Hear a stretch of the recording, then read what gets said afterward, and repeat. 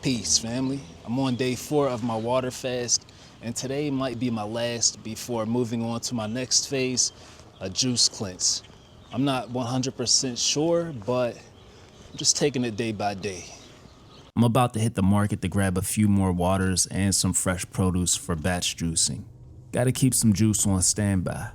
Now, during this fast, I've been averaging about a liter of water per day.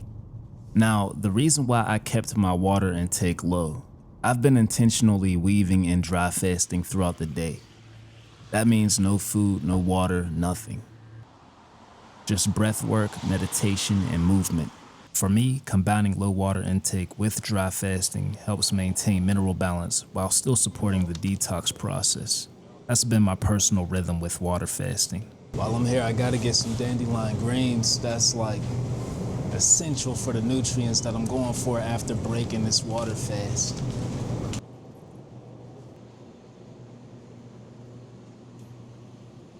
Bag me some fresh burdock root. Wasn't expecting that. Blood oranges. Okay.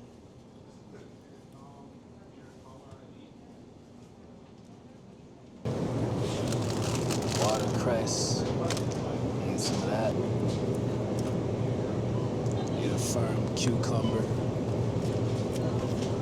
Super hydrating, and it's gonna increase the yield of my juice. I usually break my dry fast around 9 or 10 a.m., then sip water slowly throughout the rest of the day. I've also noticed something else. After a while, drinking too much water can actually leave me feeling more drained. Because water moves through the system so quickly, it can flush out essential minerals and leave the body feeling depleted. That's another reason why I stuck to around 1 liter per day. It allows me to strike that sweet spot between cleansing and conserving. Some days, when I had to be more active, I bumped my intake up to 2 or 3 liters. But when I had the space to slow down, I leaned into the dryness, letting my body tap into its own internal reserves. They say we hold water deep within ourselves, and this was my way of testing that, gently pushing the edge while staying mindful not to overdo it. But it wasn't about seeing how far I could go just to go. It was about deepening that connection with my body and honoring its cues every step of the way. And let me tell you, dry fasting and water fasting, they've been the most mentally and spiritually enriching forms of cleansing I've ever experienced.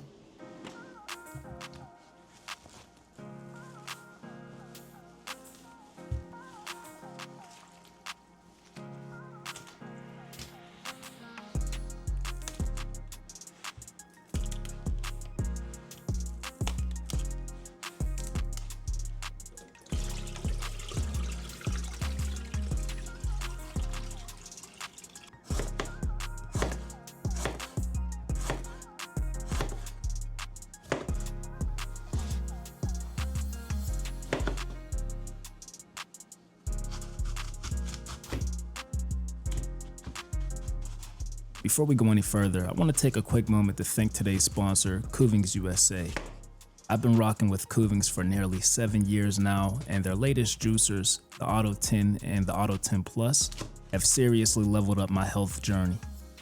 Whether I'm making plant-based milks, creamy sorbets, smoothies, or my go-to powerful fruit and veggie juices, these machines have handled it all. Personally, for straight-up juicing, the Auto 10 is my favorite. But if you're looking for an all-in-one powerhouse, the Auto 10 Plus takes the crown. Check out the link in the description and use my code at checkout to save 10%. Trust me, if you're serious about juicing, this is an investment that pays for itself.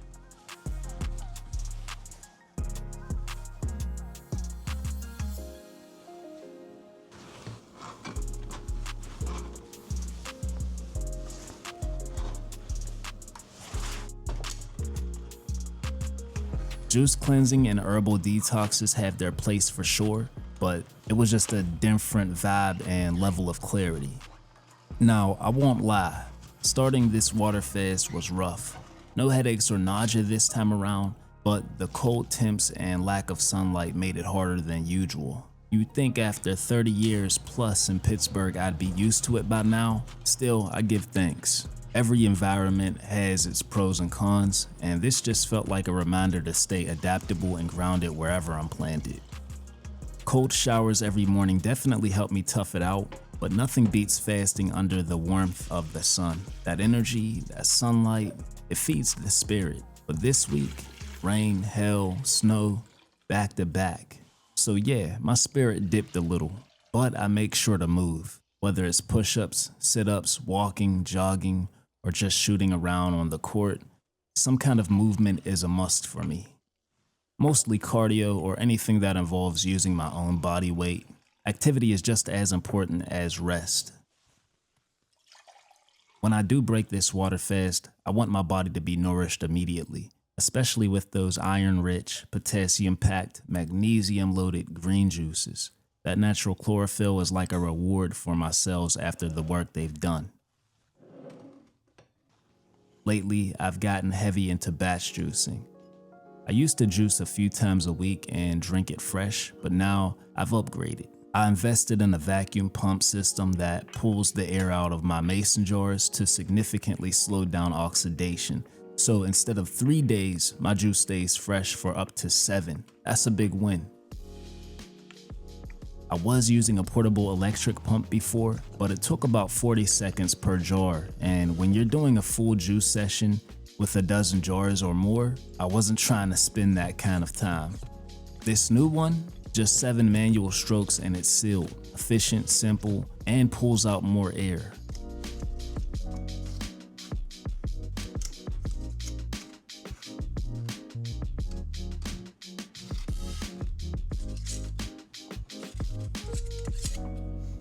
Don't get me wrong, nothing beats drinking fresh juice on the spot, but knowing I can preserve it with minimal loss is nice, especially on those days when I don't feel like pulling out the juicer. Cleanup isn't hard, but the convenience goes a long way, especially during longer juice cleanses when consistency matters most.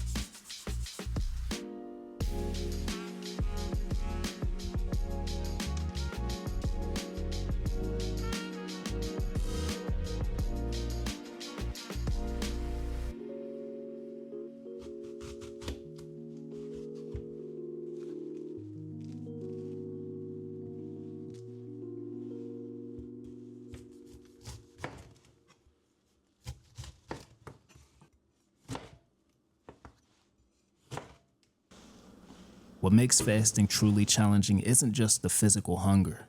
It's the reality that the world doesn't pause for your healing. Your responsibilities don't go on hold. You still have to show up for work, be present for your spouse and children, and navigate the unpredictable ups and downs of life. That's the part of fasting that's underrated, showing up for others while still showing up for yourself. But it's in overcoming those moments, the days when it would have been easier to give in, that you feel the most empowered. There's a different kind of strength that rises when you finish something you weren't sure you could. That's the part that makes it all worthwhile.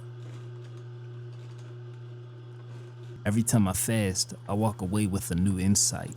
I see my weaknesses, my strengths. It all becomes crystal clear. It's like peeling back another layer of who I am.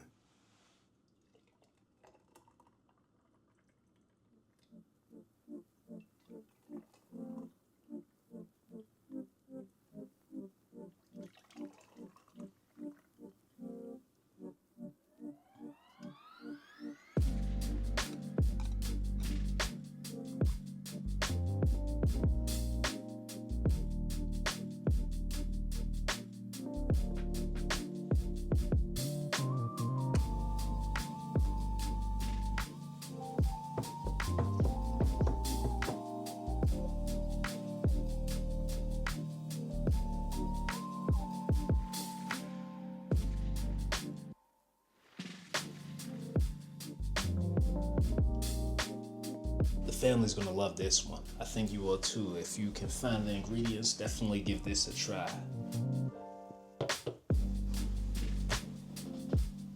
Got my tamarind soaked. During this juice session, I prepped a little over 2 gallons of juice. While I drink the majority of it, it's not just for me. I make juice for my family too. I'd say about 60% went to me, and the other 40% my family enjoyed. It's a shared experience, but also part of my commitment to leading by example.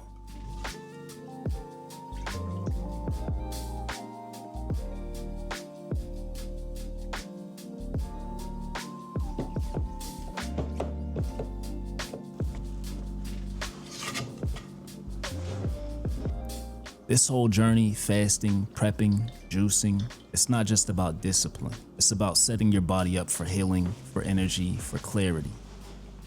Whether you're fasting, feasting, or just figuring out what works for you, honor the process. Your body will always tell you what it needs if you're quiet enough to listen.